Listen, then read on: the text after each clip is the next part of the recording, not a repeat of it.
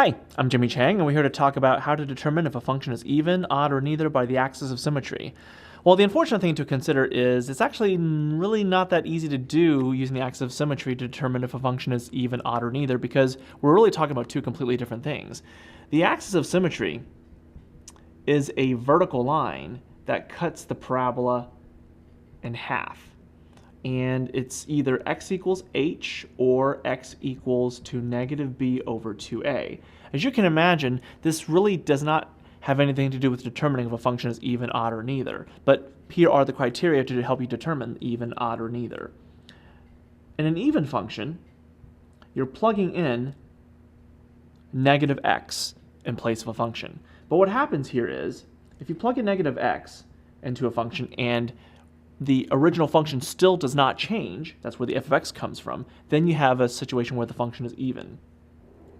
Now, if a function is odd, what you're doing is you're still plugging in negative x back in the original function, and what happens is if every sign changes throughout the function, in other words, if every term changes sign throughout the function, then you have that of an odd function. Now, if you have a situation where you plug in negative x and only some of the terms change sign, it didn't stay the same, but not every term changed sign, then you have a situation where the function is neither even nor odd. So unfortunately, it doesn't really use the help of the axis of symmetry to get you there. So I'm Jimmy Chang, and that's how to determine, or not, if whether a function is even, odd, or neither using the axis of symmetry.